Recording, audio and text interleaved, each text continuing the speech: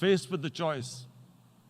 Either you surrender or you fight for your freedom till death. What will we do? I ask myself this question. And my belief is, La ilaha illallah, there is no God but one. And we will fight. And when, now I just briefly want to make the people understand, how can anyone do something like this? And for that, I have to explain to you what is RSS. RSS, Mr. Narendra Modi is a life member. RSS was an organization that was inspired by Adolf Hitler and Mussolini, came about in 1925. They believed in racial purity, racial superiority.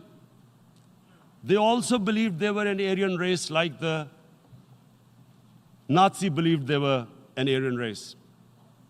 All that I'm saying can be verified. This is the time of information revolution. You can Google all this, what I'm saying. But it is very important for me to explain this to you so you know what is happening in India. This RSS believed in the ethnic cleansing of Muslims from India.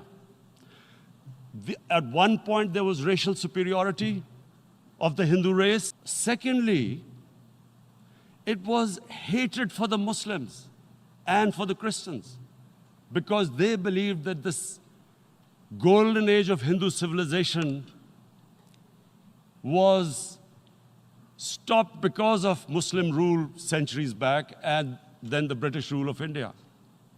So it was racial superiority and hatred for Muslims and Christians. This is openly stated. You look at the founding fathers of RSS, Golwalkar and Savarkar. Just Google them and you'll find out. And this ideology of hate is what murdered the great Mahatma Gandhi in 1948. It was this ideology of hate that made Narendra Modi in 2002 do a pogrom against Muslims in Gujarat when he was the chief minister. He allowed 3 days for these RSS goons who were inspired by the Hitler brown shirts. They actually wear brown shirts. This RSS, the Congress Home Minister gave a statement that in RSS camps, terrorists are being trained. And these terrorists butchered 2,000 Muslims and 150,000 Muslims were made homeless. That what sort of a mindset would lay siege to 8 million people with 900,000 troops? Women, children, sick people, locked in as animals. In fact, of what I know of England, if 8 million animals were locked in, the RSPCA would have made a lot of noise about it. These are human beings. And Mr. President, what comes with racial superiority, these illusions of Aryan superior race, is arrogance. The two go together. And it's arrogance that makes people make mistakes and do stupid things.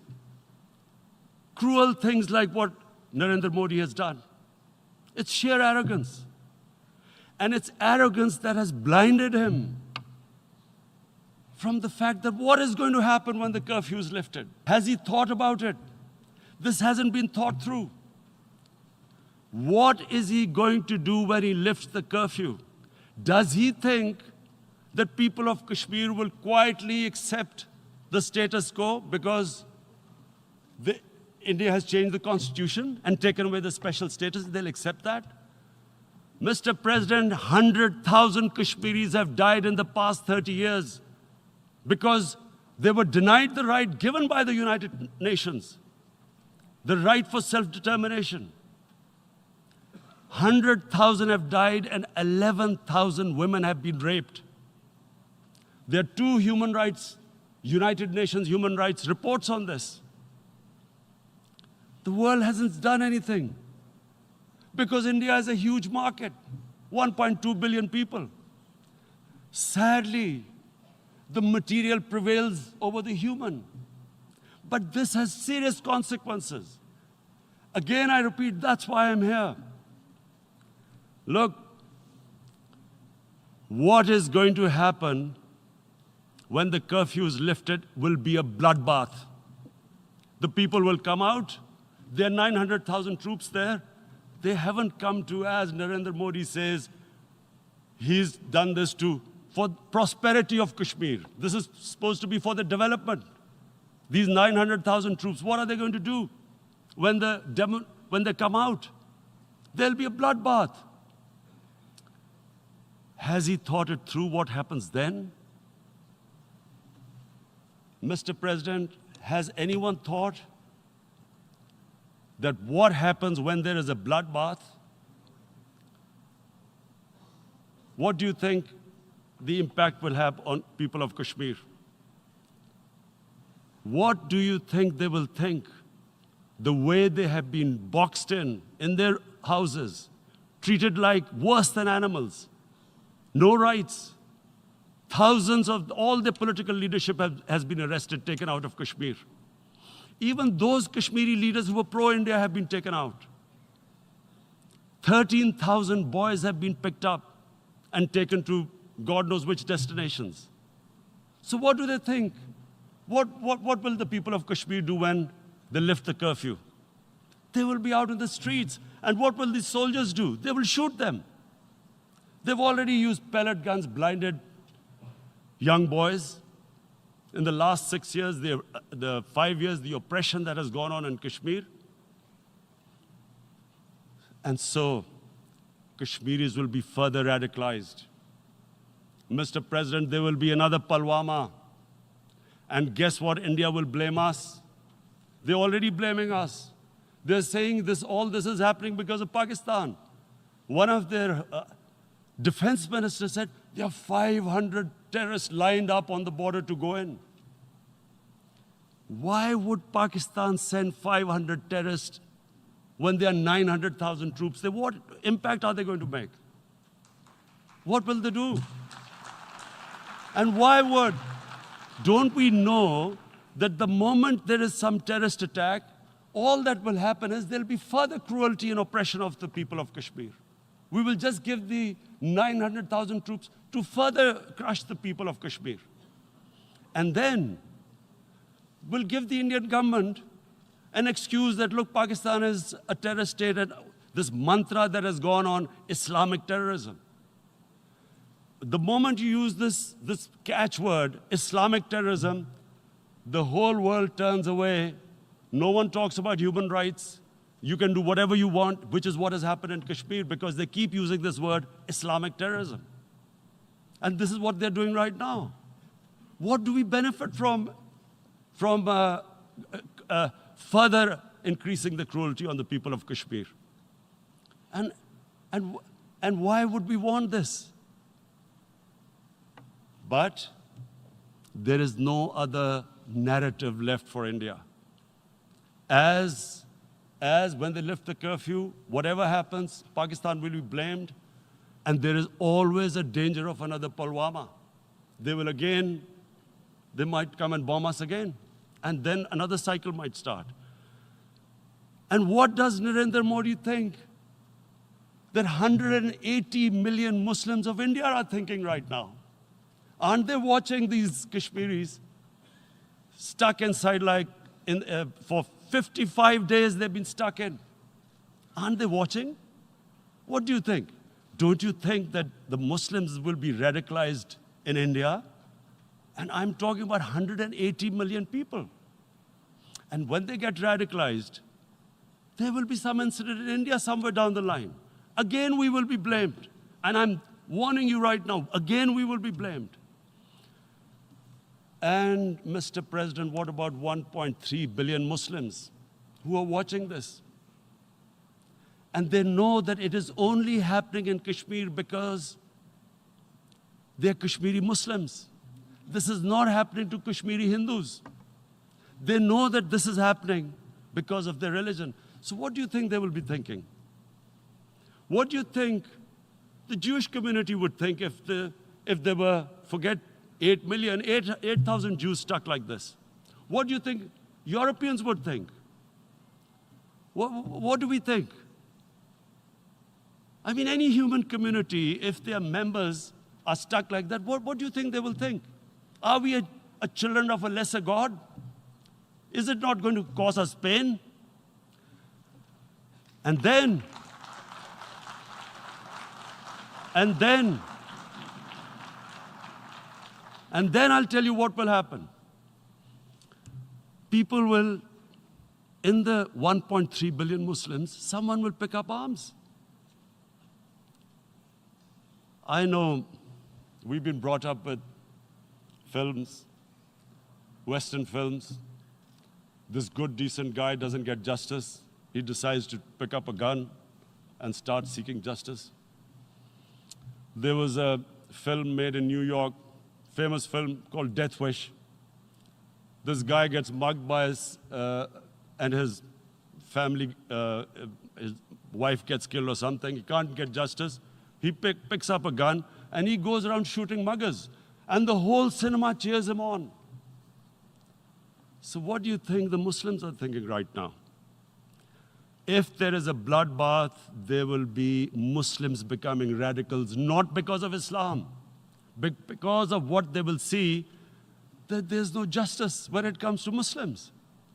There were Rohingya Muslims, Myanmar, who are, God knows, almost 1 million people out, ethnic cleansing.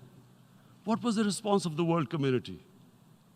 So what do you think will be the response of 1.3 billion Muslims? I picture myself. I'm in Kashmir. I've been locked up for 55 days.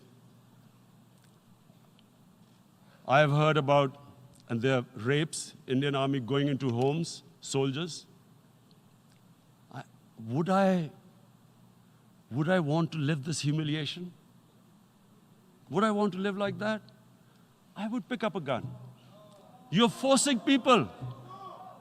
You are forcing people into radicalization. When people lose the will to live, what is there to live for?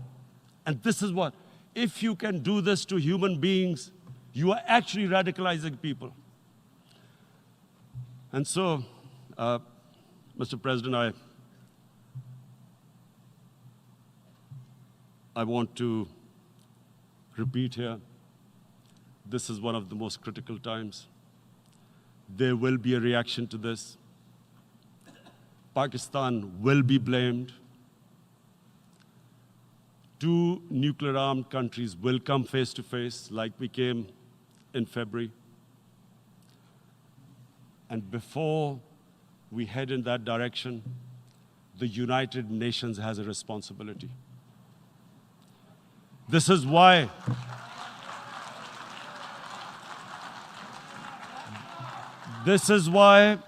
the United Nations came into being in 1945. You were supposed to stop this happening. I feel we are back to 1939, Munich. Czechoslovakia has been taken, annexed. What is the world community going to do? Is it going to appease a market of 1.2 billion, or is it going to stand up for justice and humanity?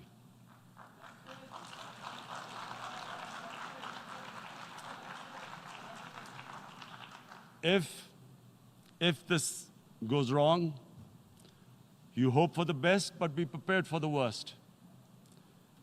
If a conventional war starts between the 2 countries, Mr. President, if a conventional war starts, and anything could happen, but supposing a country 7 times smaller than its neighbor is faced with the choice, either you surrender or you fight for your freedom till death. What will we do? I ask myself this question. And my belief is, La ilaha illallah, there is no God but one. And we will fight. And when